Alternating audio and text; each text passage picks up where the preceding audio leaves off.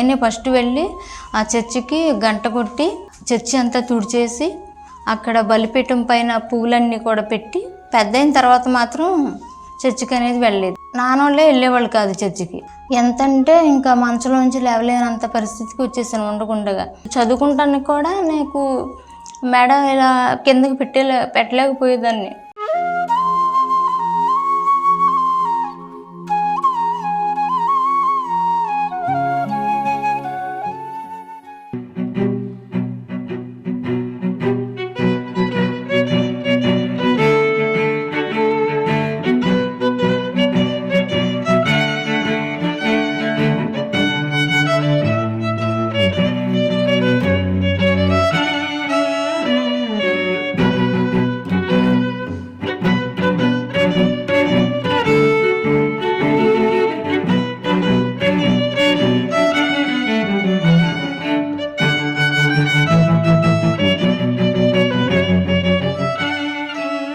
ప్రభువైన యేసుక్రీస్తు నామమునకు మహిమ ఘనత ప్రభావం కలుగునుగాక. మరొక అద్భుతమైనటువంటి సాక్ష్యాన్ని అలాగే వాక్యాన్ని మనం కొన్ని వచనాలు గుర్తుపెట్టుకోగలుగుతాం, లేదా కీర్తనలైతే కొన్ని అధ్యాయాలు చూడకుండా చెప్పగలుగుతాం. కానీ మనతో ఉన్నటువంటి సహోదరి గారు శశికళ గారు, వీరు భీమవరం పక్కన వీరవాసం అనేటువంటి ఒక చిన్న పట్టణంలో వారు ఉన్నారు. వారు సామెతలు 1 నుంచి 31 అధ్యాయాలు చూడకుండా చెప్పగలుగుతారు. అలాగే పరమగీతాలు, ప్రసంగి, ఈ 3 కూడా చక్కగా వారు చూడకుండా చెప్తారు.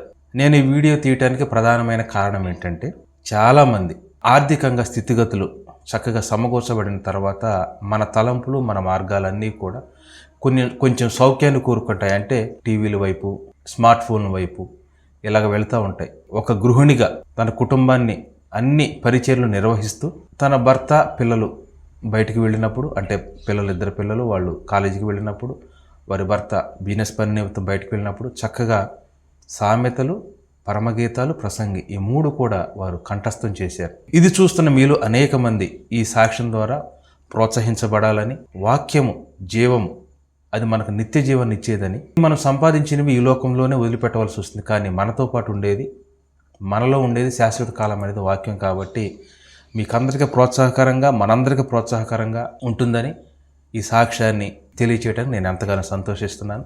సిస్టర్, ప్రైజ్ లేడండి. చాలా సంతోషం సిస్టర్. మీరు చక్కగా వాక్యాన్ని కొన్ని వచనాలు మాత్రమే కాకుండా ఒక్కొక్క చాప్టర్ని చక్కగా చదువుకుంటూ ఉన్నారు. అలాగే మీ ద్వారా అనేక మంది ప్రోత్సహించబడాలని నేను ఆశపడుతూ ఉన్నాను. చెప్పండి సిస్టర్, మీరు ఎందుకు దీన్ని ఇలాగ చదవాలనుకున్నారు బైబుల్ని? అంటే మొత్తంగా చాప్టర్స్ ఎందుకు చదవాలనుకున్నారు? తర్వాత మొట్టమొదటిగా మీ బాల్యం గురించి చెప్పండి. కొన్ని విషయాలు చెప్పి మీ రక్షణ అనుభవాన్ని చెప్పి దీని గురించి చెప్పండి. నా బాల్యం గురించి అయితే, నేను చిన్నప్పుడు మా నాన్నగారు ఫ్యామిలీ చర్చికి వెళ్ళేవారు. అదైనా మరి నాన్నగారు వాళ్ళు 6 అన్నదమ్ములు కాబట్టి ఎవరు బిజినెస్లో వాళ్ళు ఉండేవాళ్ళు అనమాట. మేము చిన్నప్పుడు ఎప్పుడైనా చర్చికి వెళ్ళటం అంటూ ఎక్కువగా లేదు. ఎప్పుడంటే వెళ్ళేది, సిస్టర్స్ వచ్చి 3 రోజులు అక్కడ క్యాంపుగా ఉండి పాటలు నేర్పించేవారు. అప్పుడు వెళ్ళేదాన్ని. అప్పుడు చిన్నప్పుడు బాగా 12 సంవత్సరాలు 11 సంవత్సరాల వయసు అప్పుడు వెళ్ళేదాన్ని. నేనే ఫస్ట్ వెళ్ళి ఆ చర్చికి గంట కొట్టి చర్చి అంతా తుడిచేసి అక్కడ బలిపీఠం పైన పువ్వులన్నీ కూడా పెట్టి పెద్ద అయిన తర్వాత మాత్రం చర్చికి అనేది వెళ్ళలేదండి. ఓకే, వెళ్ళలేదు. ఇంకా చిన్నప్పుడు వెళ్ళారు కానీ పెద్దప్పుడు అప్పుడప్పుడు పండగప్పుడు వెళ్ళేవారు. ఎందుకంటే ఉమ్మడి కుటుంబం ఉన్నప్పుడు అందరం కలిసి ఉండేవాళ్ళం కాబట్టి పిల్లలందరూ ఆడుకోవటం, నాన్నోళ్ళే వెళ్ళేవాళ్ళు కాదు చర్చికి. ఎవరి బిజినెస్లో వాళ్ళు ఉండేవాళ్ళు కాబట్టి మాకు అంత వాకింగ్ గురించి తెలియదు. ఆ తర్వాత ఒకరోజు ఫాదర్ గారు నాన్నగారి దగ్గరకు వచ్చారు. మీరు చాలా తెలివైన వాళ్ళు కదా, మీకు ఒక చర్చి ఇస్తాను నేను, మీరు ఉపదేశిక చేయండి అని చెప్పారు. అప్పుడు మరి నాన్నగారు ఆ మాటని, ఫాదర్ గారి మాట విని చర్చికి ఉపదేశిగా వెళ్ళారు. నాన్నగారు చర్చికి వెళ్తే చెప్పేవారు, మీరు ప్రార్థనకి వెళ్ళండి, అంటే బిజినెస్ కదా, కోళ్ళ ఫారం, హోటల్, ఇవన్నీ కరెక్ట్గా 9-10 గంటలకు ల్యాప్ చేసి వెళ్ళండి అంటే బాగా ఎక్కువగా బిజినెస్ జరిగేదనమాట. అయితే నాన్న వెళ్ళిన తర్వాత మేము వెళ్దాం అనుకునే వాళ్ళమే, కానీ ఇంకా బిజినెస్ అందరూ వస్తూ ఉండేవాళ్ళు, బిజినెస్ చూసుకునే వాళ్ళమే. వారానికి ఒక రోజు ఒక 70,000 వచ్చాయి రోజు. ఓకే. అయినా సరే నాన్న అంతా బిజినెస్ వదిలేసి కూడా సేవకి వెళ్ళిపోయేవాళ్ళు. ఎందుకంటే అంతకుముందు అయితే బాగా బిజినెస్ ఎప్పుడు హోటల్ కూడా పెద్దది కాబట్టి తమిళస్ అంటే 5 ఊర్లు పెద్ద ఊరు, ఎప్పుడు ఖాళీగా ఉండేది కాదు బిజినెస్. కోళ్ళు కూడా అంతే. ఆ తర్వాత మ్యారేజ్ అయిన తర్వాత మా హస్బెండ్ ద్వారా నేను భక్తి సహవాసానికి వెళ్ళటం జరిగింది. ఓకే. అంటే రక్షణకు ముందు హెబ్రోన్ సహవాసంలో పరిపాటి అంటే ఎక్కడైనా చెప్పేది ఏంటంటే దేవుడు మీతో మాట్లాడతారు, వాక్యాన్ని చదవండి, రక్షణకు ముందు తన వాగ్దానాన్ని ఇస్తాడని చెప్తారు. అయితే మీరు రక్షణ అనుభవం ఎప్పుడు పొందుకున్నారండి? చిన్నప్పుడు మరి నేను ఆర్సీఎం మరి మా తల్లిదండ్రులు చర్చికి సరిగ్గా వెళ్ళేవాళ్ళు కాదు కాబట్టి నాకు రక్షణ అనుభవం అంటూ లేదు. మరి నా వివాహం చేయాలనుకున్నప్పుడు మరి మా నాన్నగారు మా మామయ్య గారు అందరూ కూడా పాస్టర్ గారి దగ్గరికి వెళ్ళినప్పుడు పాస్టర్ గారు చేసుకోబోయే నా భర్తను అడిగారంట, చేసుకోబోయే ఆవిడ గురించి నీకు దేవుడు ఏం మాట్లాడారని, ఏదైనా వాగ్దానం ఇచ్చారని అడిగారు. వాగ్దానం అపోస్తల కార్యాలు 15వ అధ్యాయము 8 నుండి 11 వరకు ప్రార్థన చేసుకుంటుంటే ఈ వాగ్దానం ద్వారా మాట్లాడారు. దేవుడు నా గురించి సాక్ష్యం చెప్పారు. మరియు హృదయములను ఎరిగిన దేవుడు మనకు అనుగ్రహించినట్టుగానే వారికి పరిశుద్ధాత్మను అనుగ్రహించి వారిని గురించి సాక్ష్యం ఇచ్చాను. వారి హృదయములను విశ్వాసము చేత పవిత్రపరిచి వారికి మనకి ఏ భేదమైనను కనుపరచలేదు. ఈ వాక్యం ద్వారా మీ భర్త గారితో మీ గురించి దేవుడు వాగ్దానం ఇచ్చారు. అయితే అది ఓకేనండి. అటువైపు నుంచి మీకు సొంతగా రక్షణ ఎలాగా తెలుసుకున్నారు మీరు? ఆ తర్వాత నేను ప్రార్థన చేసుకుంటుంటే ఈ వాగ్దానం నమ్మిన తర్వాత కొన్ని సంవత్సరాలకి ప్రార్థన చేసుకుంటుంటే దేవుడు నేను పాపిని ప్రభా నన్ను క్షమించు ప్రార్థన చేసుకున్నప్పుడు నాకు కన్నీటి ప్రార్థన అంటే మామూలుగా ఏడిస్తే కన్నీటి ప్రార్థన అనుకునేదాన్ని కానీ నాకు తెలియదు. అప్పుడు నేను ప్రార్థన చేసుకుంటుంటే నాకు తెలియకోకుండానే ఒక క్యాండిల్ కరిగితే డ్రాప్స్ ఎలా పడతాయో అలా కంటి నుంచి అలా అలా రాలిపోతున్నాయి. కానీ మామూలుగా ఏడిపోతే అది కాదు, ఏడవటం కాదు, డ్రాప్ లాగా కారిపోయింది. దేవుడు కన్నీటి ప్రార్థన అంటే ఇది అని రుచి చూచి తెలుసుకున్నాను. అప్పుడు నేను దేవుని తెలుసుకుని రక్షణలోకి వచ్చి అప్పుడు రక్షణలో చాలా సంతోషం సిస్టర్. అయితే మరి మ్యారేజ్ అయ్యే వరకు కూడా మీకు అవగాహన లేదంటున్నారు కదా, ఇది ఇలా బైబిల్ ఇంకా ఇలాగా మనం కంఠస్థం చేయాలని మీకు ఎప్పుడు అనిపించిందండి? ఎప్పుడు అనిపించిందంటే పిల్లలు పుట్టిన తర్వాత కూడా నేను ఎప్పుడు పనులు చేసుకుంటానే ఉండే ఇంటి దగ్గర. అంటే అమ్మగారు నా దగ్గర ఉండేవాళ్ళు కాదు, మా అత్తగారి కూడా ఉండేవాళ్ళు. మేము సపరేట్గా ఉంటాం కాబట్టి అన్నీ చూసుకుని పనులన్నీ స్కూల్కి పంపించి మళ్ళీ వచ్చేటప్పుడు ఇంకా వాళ్ళని చూసుకుంటామే. కానీ ఎప్పుడు నాకు చదవాలని లేదు. చర్చికి వెళ్ళటం, మళ్ళీ వచ్చి బైబిల్ అక్కడ పెట్టేయటం. ఎప్పుడన్నా చదవాలంటే కొద్దిగా చదువుకుంటాం. నా మత్తయి సువార్త కానీ యోహాను సువార్త కానీ అలాగే అలా ఉన్న తర్వాత ఉన్నట్టుగా ఉండి నాకు మా పాప చిన్న పాప 9th క్లాస్కి వచ్చింది. అప్పుడు మెడ నొప్పి వచ్చిందనమాట. ఇంకా నొప్పి వస్తే ఏంటి ఇలా నొప్పి వస్తుందని హాస్పిటల్కి వెళ్ళినప్పుడు ఒక ఎముక అరిగిందని చెప్పారు. మందులు ఏమి లేవు, రెస్ట్ తీసుకోమని చెప్పారు. కానీ ఎంత రెస్ట్ తీసుకున్నా దానికి ఎక్కువైపోయిందండి. దాని గురించి చాలా బాధపడ్డాను. అప్పుడు లేవలేని పరిస్థితి వచ్చింది. లేవలేని పరిస్థితి వచ్చిన తర్వాత అప్పుడు ఇంకా అలాగే పిల్లలు స్కూల్కి పంపించడం, కాలేజీకి వెళ్ళటం జరిగింది. ఎంతంటే ఇంకా మంచంలోంచి లేవలేనంత పరిస్థితికి వచ్చేసాను ఉండకుండగా. ఇంకా నేను అసలు ఏమైపోతానో బ్రతుకుతానో లేదా అనుకున్నాను.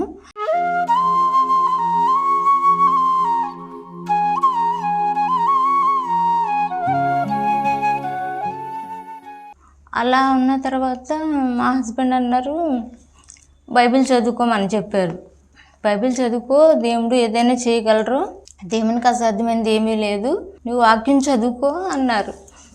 అంటే అప్పుడు చదువుకుంటానికి కూడా నాకు మెడ ఇలా కిందకి పెట్టలేకపోయేదాన్ని. అలాంటి స్థితిలో నుంచి దేవుడు కాబడ్డాడు. దీని గురించి చెప్పాలంటే చాలా టైం పడుతుంది బ్రదర్. ఇంకా దేవుని కనికరం వల్ల దేవుడే నన్ను అన్ని పరిస్థితి నుంచి కూడా నన్ను లేవనెత్తారు. ఒకరోజు మా ఊరు పోతిరెడ్డిపాలెం బందరు దగ్గర, అక్కడికి మా బావగారు అల్లుడు గారు శామ్యుయల్ గారు వాక్యం చెప్తున్నారన్నమాట. ఇంటి దగ్గర ప్రార్థన పెట్టించుకుంటే వెళ్ళాము నైటు. అప్పుడు చెప్తున్నారు, 91వ కీర్తన ఎవరికన్నా వస్తే చెప్పండి అన్నారు. నాకు అప్పుడు నేను చదవలేదు కదా, నాకు రాదు. ఇంటికి వచ్చిన తర్వాత అనుకున్నాను 91వ కీర్తన నేను చదవాలి. చదివిన తర్వాత ఇంకా మా హస్బెండ్తో చెప్పాను అన్నమాట. ఇంకా ఇలా చదివాను, 91వ కీర్తన నాకు వచ్చింది. మళ్ళా మీటింగ్ పెట్టినప్పుడు అడుగుతానన్నారు కదా, ఈసారి వెళ్ళాలి, సర్లే అని నేను కూడా చదువుతానని ఆయన కూడా చదివారు. రోజు ఒకదాని తర్వాత ఒకటి అన్ని కీర్తనలు చదువుకుని ఉదయాన్నే మళ్ళీ ఒకరికొకరు చెప్పుకునేవారు. అలా అయిన తర్వాత అప్పుడు నూతన సీయోను మందిరంలో మీటింగ్స్ జరిగినాయండి. హెబ్రోన్ నుండి సిస్టర్స్ని పంపించినప్పుడు అక్కడ పాస్టర్మ గారు అని పిలిచి ఒక క్విజ్ పెట్టారు, కీర్తనలు అడిగారు. ఆ అధ్యాయం నేను చెప్పిన తర్వాత నాకు చాలా సంతోషం అనిపించింది. నా తర్వాత మా హస్బెండ్ ఇన్ని అన్నారు, నువ్వు దేవుని చూడు, దేవుళ్ళు ఉంటే ఎంత సంతోషం ఉంటుందో, దేవుడు ఇంకా నీకు ఆరోగ్యం ఇస్తాడు, అందుకని నువ్వు యాగ చాలా వచ్చినాయి కాబట్టి నీకు మంగళవారం సిస్టర్స్ ప్రార్థనకి వెళ్తావు కాబట్టి నువ్వు రోజుకు ఒక అధ్యాయం చెప్పు, నేను పాస్టర్ గారితో చెప్తాను అన్నారు. అప్పుడు ఆ ప్రేమక్కతో చెప్పారన్నమాట, వారానికి ఒకటి చెప్పేదాన్ని కీర్తనలు. చెప్పిన తర్వాత మళ్ళీ నాకే అనిపించింది, రోజు కీర్తనలు ఎందుకు, సామెతలు కూడా ఒక వారం చెప్పుదామన్న ఆలోచన వచ్చింది. ఇంకప్పుడు ఒకటో అధ్యాయం చదివితే చాలా కష్టంగా ఉందని చెప్పారు. మళ్ళీ నేను చదువుతానన్నాను, అయినా సరే చదువుదామని చెప్పిన తర్వాత దేవుని దయ వల్ల మరి ప్రార్థన చేసుకుని చదువుకున్నాను. వచ్చిన తర్వాత ఇంకా రెండోది అన్నీ ఒకటికొకటి అన్నీ కష్టంగానే ఉన్నాయి. అలా చదువుతా ఉన్న తర్వాత ఇంకా ఒకదాని తర్వాత ఒకటి ఎంత కష్టంగా ఉన్నా అలాగే చదివారు. అలాగే ఇప్పుడు మరి మీకు బాగా మెడలో బాగా నొప్పి అన్నారు కదా, మెడ నొప్పి అన్నారు, ఇలా వంచకూడదు కదా, అది ఎప్పుడు ఎలాగ మరి ఇబ్బంది అవ్వలేదా మీకు? ఈ వాక్యం చెప్పేసిన తర్వాత నాకు దేవుడు చాలా, సామెతలు 4వ అధ్యాయంలో ఉంటుంది, వారి సర్వశరీరానికి ఆరోగ్యమును ఇచ్చును అని. అలాగే నాకు నిజంగానే సర్వశరీరానికి ఆరోగ్యం ఇచ్చినట్టు నేను సామెతలంతా గ్రంథం అంతా చదివేసిన తర్వాత నాకు ఆరోగ్యం వచ్చింది. అయితే సిస్టర్, మన చూస్తున్నటువంటి ఆత్మీయుల కోసం నేను కంటిన్యూస్గా అడగను, ర్యాండమ్గా అడుగుతాను, నాకు నచ్చిన చోట అడుగుతాను, మీరు చెప్పాలి. సామెతల నుండి మొట్టమొదటగా 14వ అధ్యాయం చెప్పండి సిస్టర్. జ్ఞానవంతురాలు తన ఇల్లు కట్టును, మూఢురాలు తన చేతులతో తన ఇల్లు ఓడబెరుకును. యథార్థంగా ప్రవర్తించేవాడు, యెహోవాయందు భయభక్తులు గలవాడు, కుటిల చిత్తుడు ఆయన తిరస్కరించేవాడు. మూఢుల నోట బెత్తం అంటే గర్వమున్నది, జ్ఞానుల పెదవులు వారిని కాపాడును. ఎద్దులు లేని చోట గాది ఎంత ధాన్యం ఉండదు, ఎద్దుల బలం చేత విస్తారం వచ్చుబడి కలుగును. నమ్మకమైన సాక్షి అబద్ధమాడడు, కూట సాక్షిగా అబద్ధములు ప్రియములు. అపహాసకుడు జ్ఞానవేదికుడు వ్యర్థము, తెలివి గలవానికి జ్ఞానం సులభము. బుద్ధిహీనుడు ఎదుటి వెళ్ళిపోము, జ్ఞానవచ్చములు వాని ఎందుకు కనబడవు కదా. తన ప్రవర్తనను కనిపెట్టిండుట వివేకుల జ్ఞానమునికి లక్షణము. మోసకృత్యంలో బుద్ధిహీనులు కనపరచు మూఢత. మూఢులు చేయ అపరాధ పరిహార్థ బలే వారిని అపహాసం చేయను. యథార్థవంతులు ఒకరు దయచూపుదురు. ఎవరి దుఃఖం వాని హృదయమకే తెలును, ఒకని సంతోషంలో అన్నిడు పాలేవాడు కానేరుడు. భక్తిహీనుల ఇల్లు నిర్మూలమగును, యథార్థవంతుల గుడారం వర్ధిల్లును. ఒకని ఎదుట సరైనదిగా కనబడ మార్గం కలదు, అయితే తుదగదు మరణములకు త్రోవ తీయును. ఒకడు నవ్వుచుండును, హృదయమున దుఃఖముండవచ్చును, సంతోషం తుదగు వ్యసనమగును. భక్తి విడిచిన వాని మార్గములు వానికే వెక్కసమగును, మంచివాని స్వభావం వానికే సంతోషమిచ్చును. జ్ఞానం లేనివాడు ప్రతి మాట నమ్మును, వివేకి అయినవాడు తన నడతలను బాగా కనిపెట్టును. కలవాడి భయపడి కీడు నుండి తొలగును, బుద్ధిహీనుడు వెరవేకి నిర్భయంగా తిరుగును. త్వరగా కోపడవాడు మూఢత్వం చూపును, దుర్యోచన గలవాడు ద్వేషింపబడును.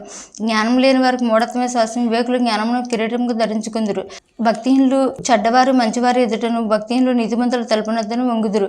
దరిద్రుడు తన పొరవారికి అసహ్యుడు, ఐశ్వర్యవంతులు వారిని ప్రేమించేవారు అనేకులు. పొరుగు వారిని తృణీకరించేవాడు పాపం చేయవాడు, భేదాలను కటాక్షించేవాడు ధన్యుడు. కీడు కల్పించేవారు తప్పుబోదురు, మేలు కల్పించేవారు కృపాసత్యములు నందుదురు. ఏ కష్టం చేసిన లాభమే కలుగును, వట్టి మాటలు లేమిడికి కారణములు. జ్ఞానుల ఐశ్వర్యం వారికి భూషణం, బుద్ధిహీనుల మూఢత్వమే. నిజము పలికి సాక్షి మనుషులను రక్షించును, అబద్ధములాడవాడు వట్టు మోసగాడు. యెహోవాయందు భయభక్తులు కలిగించుట బహుధైర్యం పుట్టించును, అట్టివారి పిల్లలకు ఆశ్రయస్థానం కలదు. యెహోవాయందు భయభక్తులు కలిగించుట జీవ పూట, అది మరణపాసంలో నుండి విడిపించును. జన సమృద్ధి కలుగుట చేత రాజులకు ఘనత వచ్చును, జనక్షేమం రాజులకు వినాశకరము. దీర్ఘశాంతం గలవాడు మహావేకి, ముంగోపి మూఢత్వమును బహుమానంగా పొందును. సాత్వికమైన మనసు శరములకు జీవం, అస్తరం ఎముకలకు కుళ్ళు. దరిద్రుని బాధించేవాడు మన సృష్టికర్తలు నిందించేవాడు, బేదను కనికరించేవాడు ఆయన గణపరచువాడు. అపాయం రాక భక్తిని రక్షించును, మరణకాలమందు నీతిమంతునికి ఆశ్రయం కలదు. తెలివిగలవాని హృదయం జ్ఞానం సుఖనివాసం చేయను, బుద్ధిహీనుల అంతరంగంలో నుండి బయలుపడును. నీతి జనములు ఘనతకెక్కుట కారణం, పాపం ప్రజలకు అవమానం తెచ్చును. బుద్ధిగల సేవకుడు రాజులకు ఇష్టడు, అవమానకరంగా నడిచేవారి మీద రాజు కోపించును. చాలా సంతోషం అండి, నీది చాలా పెద్ద అధ్యాయం, ఇది 35 వచనాలు ఉన్నాయండి. చాలా సంతోషం సిస్టర్. మొట్టమొదట మీకు చదివేటప్పుడు ఏమన్నా ఇబ్బంది అనిపించిందా? ఎందుకంటే సామెతలు ఎలా ఉంటాయంటేనండి, 14 ఎలా ఉంటుందో 15లో కూడా కొన్ని వచనాలు, బుద్ధిహీనుడు, తర్వాత మూర్ఖుడు, ఇవన్నీ కామన్గా వచ్చే పదాలు, నీతిమంతుడు, ఇవన్నీ కూడా సామెతల్లో ఎక్కువగా తరచూ వచ్చే పదాలు. ఒక్కొక్కసారి ఏమవుతుంది, ఇది చదువుతున్నప్పుడు ఆ పదం గుర్తొచ్చి అందులోకి వెళ్ళిపోతాం. అలాగే ఏమన్నా ఇబ్బంది అవుతుంది? అలాగే వెళ్ళిపోయాను. వెళ్ళిపోయి ఒక వచ్చిన చదివేటప్పుడు ఇంకో దానిలోకి అలా నేను ఇంటి దగ్గర చదువుకునేటప్పుడు వెళ్ళిన తర్వాత అప్పుడు బాగా ప్రతిదీ మనం ఇప్పుడు 1వ అధ్యాయం చెప్తామంటే దానిలో మనసు పెట్టి ఉంటేనే అది వస్తుంది. అసలు అది చెప్పేటప్పుడు దాని నెంబర్లు కూడా మనకు తెలియాలి. ఆ నెంబర్ తెలియకుండా ఉంటే మనం చెప్పలేము. ఓకే. వచనాలు కూడా చెప్పగలుగుతారా? వచ్చిన అంటే కొంచెం ఒక ఇబ్బంది. అధ్యాయం వరకు అధ్యాయం కంప్లీట్ చెప్తారు. దాని గురించి అంటే మళ్ళీ ఇంకా కొంచెం శ్రద్ధ చూపితే అవి కూడా వస్తాయి. చూస్తున్న మీరు కూడా ఆత్మీయులారా, మీరు కూడా బైబిల్ తీసి చూడండి. సిస్టర్ ఏం తప్పు పెడితే కింద కామెంట్ చేయండి. చక్కగా చెప్తున్నారు కాబట్టి ఖచ్చితంగా మీరు అభినందించాలని నేను ఆశపడుతున్నాను. సిస్టర్ ఇంకోటి అడుగుతాను మిమ్మల్ని. 27 చెప్పండి సిస్టర్. రేపటి దినముల గురించి అతిశయపడకము. ఏ దినమున ఏది సంభవించినో అది నీకు తెలియదు. నీ నోరు కాదు అన్నుడే, నీ పెదవులు కాదు పరిలని నేను పగడదగును. రాయి బరువు, ఇసుక భారం, మూడుని కోపం 2 కంటే బరువు. క్రోధం క్రూరమైనది, కోపం వరద వలె పొరునది. రోషమితుడు ఎవడు నిలవగలడు? లోపల ప్రేమించుట కంటే బహిరంగంగా గద్దించుట మేలు. మేలును గొరు స్నేహితుడు గాయములు చేయును, పగవాడు లెక్కలేని ముద్దులు పెట్టును. ఆకలి కడుపు నిండిన వాడు తేనె పట్టునని తక్కువేను అని వానికి చేదువస్తునని తీగా ఉన్ను. తన ఇల్లు విడిచి తిరుగువాడు గూడు విడిచి తిరుగు పక్షితో సమానం. తైలమును అత్తరును హృదయమును సంతోషపరచునట్లు చెలికాని హృదయంలో ఉండవచ్చు. మధురమైన మాటలు హృదయమును సంతోషపరచును. నీ స్నేహితునైనను తండ్రి స్నేహితునైనా విడిచిపెట్టకము. నీకు ఆపద కలిగిన దినమందు నీ సహోదరుని ఇంటికి వెళ్ళకము. దూరంలో ఉన్న సహోదరుని కంటే దగ్గరున్న పొరుగువాడు వాసి. నా కుమారుడా, జ్ఞానం సంపాదించి నా హృదయం సంతోషపరచము. అప్పుడు నన్ను నిందించి వారితో నేను ధైర్యంగా మాట్లాడును. బుద్ధిమంతుడు అపాయము చూచి దాగును, జ్ఞానం లేని వారు యోచింపక ఆపదలో పడుతురు. ఎదుటి వాని కొరకు పూటపడిన వాని వస్త్రం పుచ్చుకొను, పరుల కొరకు పూటపడిన వాని వలన కొదువు పెట్టించుము. వేకున లేసి గొప్ప శబ్దంతో తన స్నేహితుని దీవించి వాని దీవెన వానికి శాపంగా ఎంచబడును. ముసురు దినమున ఎడతెక్కారు నీళ్లును గయ్యాలి అని భార్య అని సమానము. దాన్ని ఆపజూచువాడు గాలిని ఆపజూచు వానితోను, తన కుడి చేత నూనె పట్టుకుని వానితోనూ సమానుడు. ఇనుము చేత ఇనుము పదునగును, అట్టు ఒకడు తన చెలికానికి వివేకం పుట్టించును. అంజూరపు చెట్టు పెంచువాడు దాని ఫలము తినును, తన యజమానును మన్నించువాడు ఘనత నందును. నీటిలో ముఖమునకు ముఖము కనబడినట్లు ఒకరి మనసునకు మరి ఒకరి మనసు కనబడును. పాతాళమునకు అగాధ కూపమునకు తృప్తి కానేరదు, అలాగున నరుల దృష్టి తృప్తి కానేరదు. మూస చేత వెండిని, కొలిమి చేత బంగారుని, తాను పొందిన కీర్తి చేత నరుని పరిశోధింపవచ్చును. మూడిని రోటిలోని గోధుమలు రోకట వేసి దంచినను వాని మూటత వానిని వదిలిపోదు. నీ పశువుల స్థితి జాగ్రత్తగా తెలుసుకొనుము, నీ మందలిందు మనసు నుంచుము. ధనము శాశ్వతం కాదు, కిరీటం తరతరములు ఉండున. ఎండిన గడ్డి వామివేయబడిను, పచ్చిక కనబడుచున్నది, కొండగడ్డి ఏరబడి ఉన్నది. నీ వస్త్రముల కొరకు గొర్రెపిల్లలున్నవి, ఒక చేని క్రయధనమునకు పొట్టేళ్లు సరిపోవును. నీ ఆహారమునకు, నీ ఇంటివారి ఆహారమునకు, పనికత్తల జీవనమునకు మేకపాలు సమృద్ధి ఎగును. చాలా బాగా చెప్పారండి. ఇప్పుడు ఒక్కొక్క అధ్యాయం చదవడానికి మీకు ఎంత టైం తీసుకుంటుందండి? మొత్తం బాగా రావడం వారానికి 2 వచ్చేసాయండి. ఒక్కోసారి 3 కూడా చదివేదాన్ని. అంటే నైట్ ఎక్కువ టైం ఉపయోగిస్తాను.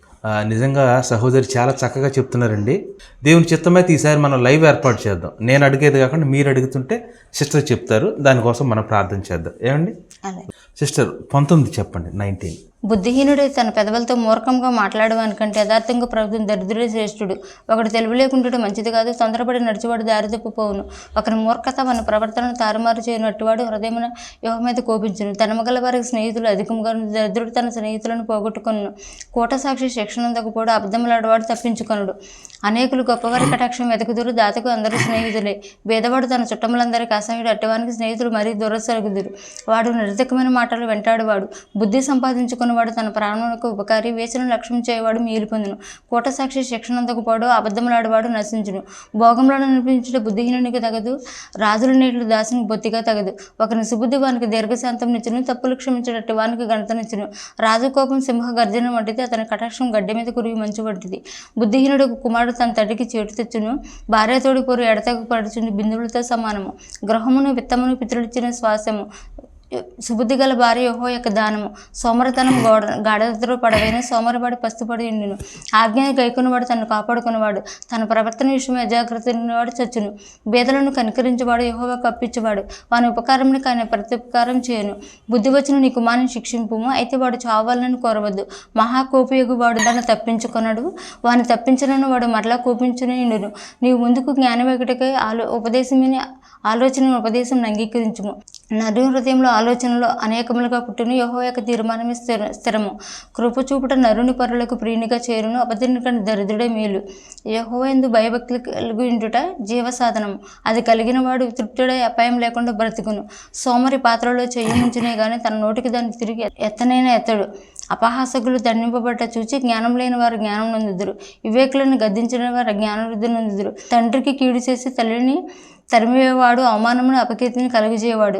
నా కుమారుడా, తెలివి పుట్టించు మాటలు నీవు మేరగొరుతువా? ఉపదేశము నిటక మానుకొనుము. వ్యర్థుడైన సాక్షి న్యాయమును అపహసించును, అపహాసకులకు తీర్పులను బుద్ధిహీనుల విపులకు దెబ్బలను నింపబడినవి. మీరు చక్కగా వాక్యం పఠిస్తూ ఉన్నారు. తర్వాత సిస్టర్, ఇలా చదువుతూ పోతున్నప్పుడు మీరు వాక్యాలు కంఠస్థం చేస్తున్నప్పుడు మీతో వ్యక్తిగతంగా మనందరం మనుషులుగా పుట్టాం, బలహీనంగా పుట్టాం, సరి చేసుకోవాలి ఈ విషయంలో ఈ వాక్య ప్రకారం అని ఏదైనా అనిపించిందంటే ఎప్పుడన్నా మీకు? అనిపించింది. ఎవరన్నా ఏదైనా అంటే వెంటనే కోపం వస్తుంది. ఓకే, కోపం వచ్చి మళ్ళీ వాక్యంలో ఉంది కదా అని క్షమించాలి అని మళ్ళీ అనిపిస్తుంది. క్షమిస్తాను కానీ కోపం పెట్టుకోను, వాక్యానుసారికి జీవించాలని అనుకుంటా. చాలా సంతోషం. ఇప్పుడు ఈ వాక్యము అంటే దేవుని నిత్య జీవపు మాటలు. ఇది చదివేటప్పుడు దేవుని మార్గాల్లో మనం నడుస్తున్నప్పుడు ఈ లోకంలో ఉన్నాం కాబట్టి, ఈ లోక అధికారి అపవాది కాబట్టి వాడు శోధిస్తూ ఉంటాడు, మనల్ని ఇబ్బంది పెడతా ఉంటాడు అనేకమైన మార్గాల ద్వారా. మీకేమన్నా ఇది చదువుకున్నప్పుడు లేదా కంఠస్థం చేయాలనుకున్నప్పుడు ఏమన్నా ఎదురైంది అలాగేమన్నా? చదువుకోలేనప్పుడు మళ్ళీ ఏదో జ్వరం రావటం, ఇంకా అలా ఎవరిని ఏదైనా చూసుకునేదాన్ని మళ్ళీ అన్నీ చూసుకున్న తర్వాత నైట్ టైము పడుకుని లేచి నాకు మెలుగు వచ్చేస్తూ ఉంటుంది వాక్యం చదవాలని. నాకు తెలీదు, నేను లేగాలని అనుకోను. పడుకున్న తర్వాత నైట్ టైం 5-6 సార్లు నాకే మెలుగు వచ్చింది బ్రదర్. ఓకే, మెలుగు వచ్చిన తర్వాత ఎందుకు ఇలా మెలుగు వస్తుంది, దేవుడు నన్ను లేపుతున్నాడా ఏంటి అని అనుకుంటాను. లేచి వచ్చి ఒక 15 నిమిషాలే చదువుతాను, మళ్ళీ ఎక్కువ టైం కాదు కాదు. ఇంకొకటి అడుగుతానండి, ఇది అడిగిన తర్వాత మీరు పరమగీతాలు ఏదైనా ఒకటి చెబుదురు కానీ. సిస్టర్ 5 చెప్పండి. నా కుమారుడా, నా జ్ఞానోపదేశం ఆలకింపు, వివేకము గల నా బోధకు చెవియొగ్గుము. అప్పుడు నీ బుద్ధి కలిగి నడుచుకుందుకు, తెలివిని బట్టి నీ పెదవులు మాట్లాడను. జారశ్రీ పెదవులు తేనెకారును, దాని నోటి మాటలు నూనె కంటును నుండిపోయినవి. దానివలన కలుగు ఫలము ముసిని పడినంత చేదు, అది 2 చిలుకలకు అత్యంత పదును గలది. దాని నడతలు మరణమునకు దిగుటకు దారితీయను, దాని అడుగులు పాతాళము చక్కగా చేరును. అది జీవమార్గను ఏమాత్రమును విచారింపదు, దానికి తెలియకుండానే దాని పాదములు ఇటు అటు తిరుగును. నా కుమారులారా, నా మాట ఆలకింపుడి, నేను చెప్పు ఉపదేశం నుండి తలకుకుడి. జారశ్రీయుడు ఛాయకు పోక నీ మార్గం తనకు దూరంగా చేసుకునము. దాని ఇంటి మాకిటి దగ్గరికి వెళ్ళకము. వెళ్ళినట్లు పరులకు నీ యవ్వన బలమును, క్రూరులకు నీ జీవితకాలమును ఇచ్చివెతువు. నీ ఆస్తి వలన పరులు తృప్తి పొందుదురు, నీ కష్టార్జితం అన్నిళ్ళు చేరును. తొదక నీ మాంసమును శరీరము క్షీణించినప్పుడు, అయ్యో ఉపదేశం ఎట్లు త్రోసివేసిని, నా హృదయం గద్దెంపును ఎట్లు తృణీకరించను. నా బోధకుల మాట నేను వినకపోతేని, నా ఉపదేశకులకు నేను చెవియొక్కలేదు. నేను సమాజ సంఘముల మధ్యన ఉండనను, ప్రతి విధమైన దోషములకు లోబట్టకు కొంచెమే ఎడమైనని చెప్పుకొనుచు మూలుగుచూ నుందువు. నీ సొంత కొండలో నీళ్లు పానం చేయము, నీ సొంత బావిలో ఉబికి జలము త్రాగుము. నీ ఊటలు బయటికి చెదరపోదగిన, అవి వీధులలో నీటి కాలువగా పారదగిన, అన్యులు నీతో కూడా వాటిని అనుభవింపకుండా అవి నీకే ఉండవలను కదా. నీ ఊట దీవెన నిందును, నీ యవనకాలపు భార్య యందు సంతోషింపుము. ఆమె అతి ప్రియమైన లేడి, అందమైన దుప్పి. ఆమె రొమ్ముల వల్ల నువ్వు ఎల్లప్పుడూ తృప్తి పొందుచుండుము. ఆమె ప్రేమ చేత నిత్యం బద్ధుడివైండువు.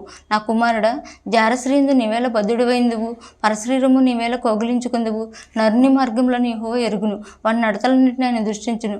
దుష్టుని దోషంలో వాడిని చిక్కులు పెట్టును, వాడు తన పాపపాసంలో బంధింపబడును. శిక్ష లేక అట్టువాడు నాశనం, అతి మూర్ఖుడై వాడు త్రోవ తప్పుకోవును. ఓకే, చాలా బాగా స్పీడ్గా చెప్పారు, బాగా చెప్పారు సిస్టర్. ఇప్పుడు మీకు ఇవి కంఠస్థం చేయకముందే మీకు అనారోగ్యం వచ్చేది కదండి, వచ్చింది కదా? వచ్చిన తర్వాత అలా వీక్ అయిన తర్వాత నేను చదివారు.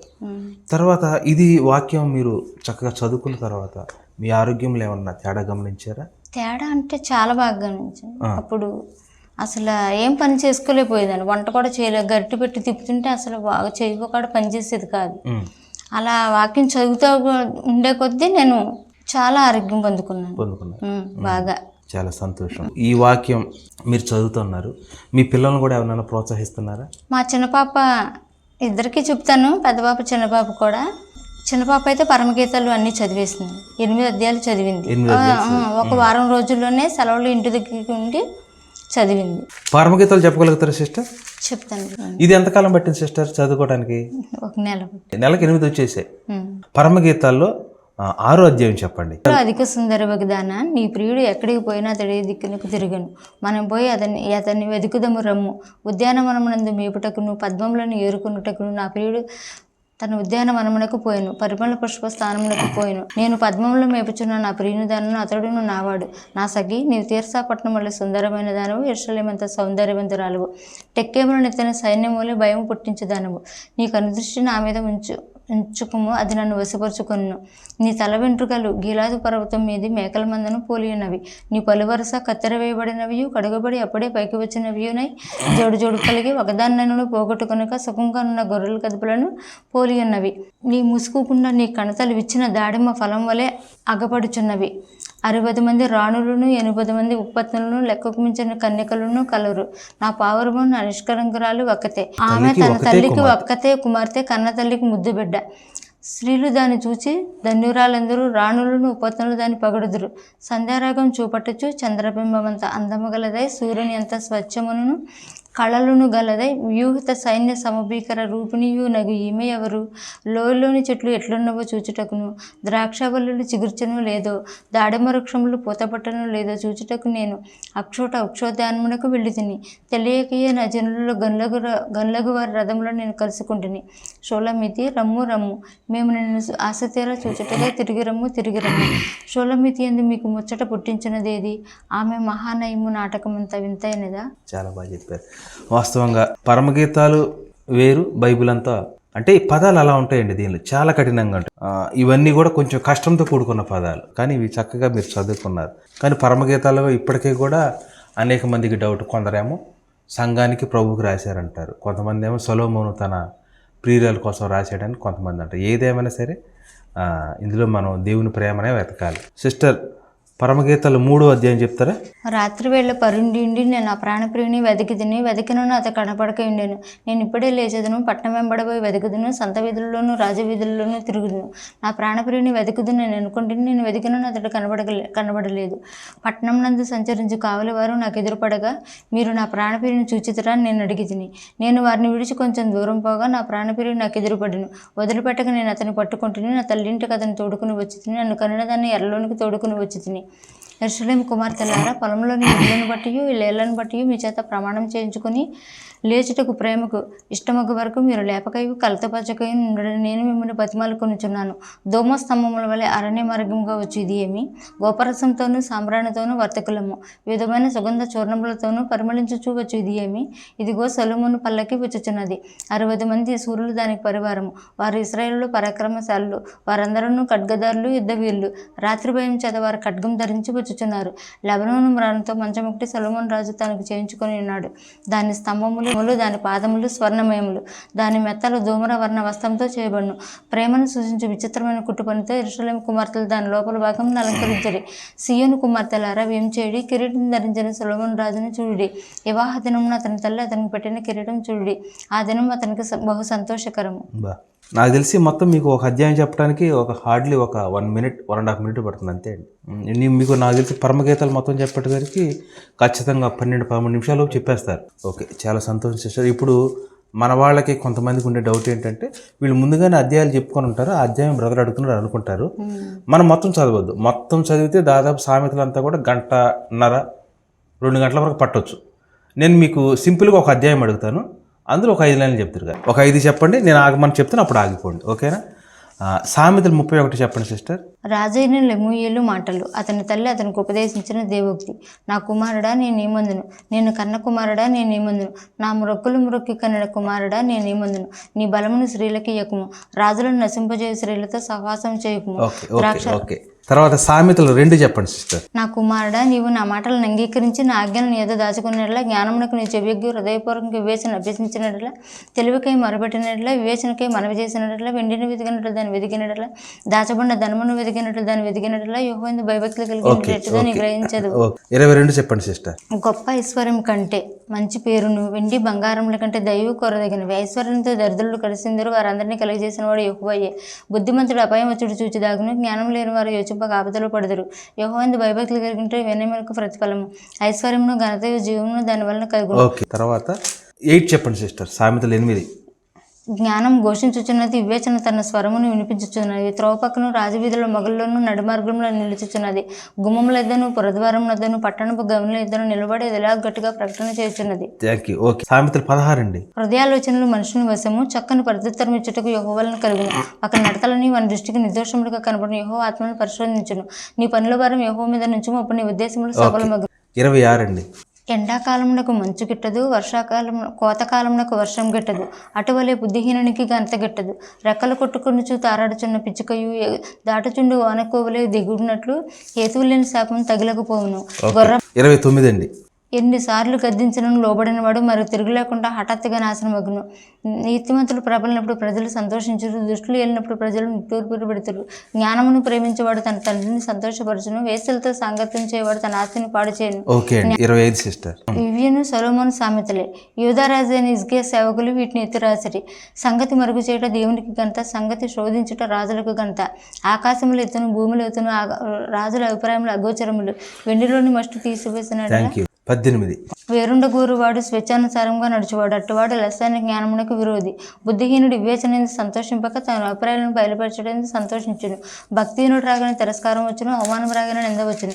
మనుషుడు నోటి నది ప్రవాహంలో వంటివి. 13. తండ్రి శిక్షించిన కుమారుడు జ్ఞానము గలవడగును, అపహాసకుడు గద్దింపునకు లోబడడు.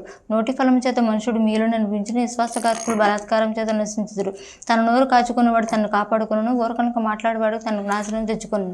సోమరి ఆశపడిన గాను వారి ప్రాణంకి ఏమీ దొరకదు, శ్రద్ధ గల వారి ప్రాణం పుష్టిగాను విను. దేవుని చిత్తం అయితే ఈసారి ఖచ్చితంగా మనం లైవ్ ఏర్పాటు చేద్దామండి. ఇలాగ చెప్తూ వెళ్ళిపోతే సిస్టర్ మొత్తం చెప్తా ఉన్నారు. ఈసారి మీరు అడుగుతారు, సిస్టర్ చెప్తారు. ఈసారి ఖచ్చితంగా మీరు ప్రార్థించండి, లైవ్ ఏర్పాటు చేద్దాము. తర్వాత చివరిగా సహోదరి ప్రసంగి కూడా బైహార్ట్ చేశారు. అందులో ఒక అధ్యాయం అడిగి మనం ఎప్పటికీ ముగిద్దాం. ప్రసంగి చదివిన తర్వాత మీకు ఏమైనా అర్థమైంది సిస్టర్ ప్రసంగి గురించి? అంతా వ్యర్థమే. అంతా వ్యర్థమే, అవును. కానీ ఈ చదివారు చూసారా, ఇది ఎప్పటికీ వ్యర్థం కాదు. దేవునికి స్తోత్రం. సరే సిస్టర్, ప్రసంగి 1వ అధ్యాయం చెప్పండి. దావీదు కుమారుడు యెరూషలేములో రాజునై ఉండిన ప్రసంగి పలికిన మాటలు. వ్యర్థము వ్యర్థమని ప్రసంగి చెప్పుచున్నాడు, వ్యర్థము వ్యర్థము సమస్తము వ్యర్థమే. సూర్యుని కింద నడులు పడుచుండు పాటు అంతటి వలన వారు కలుగుచున్న లాభమేమో. తరము వెంబడి తరము గతించిపోవచ్చున్నది, భూమి ఒక్కటి ఎల్లప్పుడూ నిలిచినది. సూర్యుడు ఉదయించును, సూర్యుడు అస్తమించును, తన నిలిచిన స్థలం మరలా చేరుటకు త్వరపడును. గాలి దక్షిణమునకు పోయి ఉత్తరమునకు తిరుగును, ఇట్లు మరలా తిరుగుచు తన సంచార మార్గం తిరిగి వచ్చును. నదులని సముద్రంలో పడును, అయితే సముద్రం నిండుట లేదు. నదులు ఎక్కడ నుండి పారవచ్చును, అక్కడికి ఎవడును మరలిపోవును. ఎడతెరపు లేకుండా సమస్తమును జరుగుచున్న, మనుషులు దాన్ని వివరింపజారరు. చూచుట చేత కన్ను తృప్తి పొందకున్నది, వినుట చేత చెవికి తృప్తి కలుగుట లేదు. మునుపు ఉండినదే ఉండబోచున్నది, మునుపు జరిగినదే జరగబోచున్నది. సూర్యుని కింద నూతనమైనది ఏదియూ లేదు. ఇది నూతనమైనదని ఒకదాన్ని గురించి ఒకడు చెప్పును, అదియు మనకు ముందున్న తరంలో ఉండినదే. పూర్వులు జ్ఞాపకమునకు రారు, పుట్టబోవారి జ్ఞాపకం ఆ తర్వాత ఉండబోయే వారికి ఉండదు. నేను యెరూషలేమునందు జరుగుచున్నదంతటినీ జ్ఞానం చేత విచారించి గ్రహించుటకే నా మనసు నిలిపితిని. వారు దీని చేత అభ్యాసం అందవలని దేవుడు మానవులకు ఏర్పాటు చేసిన ప్రయాసం బహు కఠినమైనది. సూర్యుని కింద జరుగు క్రియలన్నిటిని నేను చూచితిని, అవి అన్నీ ఒకడు గాలికే ప్రయాసపడినట్టున్నవి. వంకరగానున్నదాన్ని చక్కబరచ శక్యం కాదు, లోపం కలది లెక్కకు రాదు. యెరూషలేమునందు నాకు ముందున్న వారందరికంటేనూ నేను ఎక్కువగా జ్ఞానం సంపాదించుదననియు, జ్ఞానమును విద్యను నేను పూర్ణంగా అభ్యసించుదననియు నా మనసులో నేను అనుకుంటుని. నా మనసు నిలిపి జ్ఞానాభ్యాసమును వెర్రితనమును మతిహీనతను తెలుసుకున్నట్టుగా ప్రయత్నించితిని. అయితే ఇదియు గాలికే ప్రయాసపడుటయే అని తెలుసుకుంటుని. విస్తారమైన జ్ఞానాభ్యాసం చేత విస్తారమైన దుఃఖం కలుగును, అధిక విద్య సంపాదించిన వానికి అధిక శోకం కలుగును. ఓకే, చాలా సంతోషం సిస్టర్. అయితే ఇప్పటి వరకు ఈ 3 చదివారు కదా, ఇంకా చదవాలనుకుంటున్నారా? ఇంకా కంఠస్థ చేయాలనుకుంటున్నారా? దేవుని కృప ఓకే, మిగతావి కూడా. ఇప్పుడు ఇవి చదువుకున్నారు కదా చక్కగా, మరి బ్రదర్ ప్రోత్సాహం ఉందండి దీనిలో? ఉందండి, చాలా ఉంది. పిల్లలండి? పిల్లలు కూడా. ఓకే, పిల్లలు చదివిన తర్వాత వాళ్ళకి ఎగ్జామ్స్ అయినా సరే అప్పచెప్పించుకోమంటే అప్పచెప్పించుకుంటారు. ఓకే, తర్వాత మీ చిన్న పాప కూడా పరమగీతాలు చదువుకున్నారు. చాలా సంతోషం సిస్టర్. మీరు ఇప్పుడున్న గృహిణులందరికీ, అందరు కాదులేండి, చాలామంది చక్కగా వారు సంఘానికి వెళుతూ కుటుంబాన్ని నిర్వహిస్తూ చక్కగా ఖాళీ సమయంలో అనేక మంది కోసం ప్రార్థిస్తూ వాక్యం చదువుకుంటున్నారు. చూస్తున్న మీకు అందరికీ కూడా ఇది ప్రోత్సాహకరంగా ఉండాలని, వాక్యాన్ని ఈ విధంగా ఇంట్లోనే కాదు మన హృదయాల్లో కూడా దాచుకోవాలని మరి సహోదరు ద్వారా మనం తెలుసుకున్నాం. మరి ఇంతటి చక్కటి సాక్ష్యాన్ని అలాగే వాక్యాన్ని కంఠస్థ చేసి దేవుని మహిమపరుస్తున్నటువంటి సహోదరి ఇంత చక్కగా మన కోసం వారి సమయాన్ని వెచ్చించి మనతో ఈ సమయాన్ని గడిపినందుకు మరి దేవుడు స్తుతిస్తూ ఉన్నాను. Sister praise Lord. రక్షకుడా రక్షకుడా యేసు ప్రభు స్తోత్రము దేవా, స్వచ్ఛమైన నిత్య ప్రేమ చూపిన దేవా, స్వచ్ఛమైన నిత్య ప్రేమ చూపిన దేవా, రక్షకుడా. యేసయ్యా నీవు లేక ఉండలేముగా, నీవు తోడుంటే మా బ్రతుకు పండగేనుగా. యేసయ్యా నీవు లేక ఎండమావిగా, నీవు తోడుంటే మా గుండె నిండు బావిగా మలిగిన దీప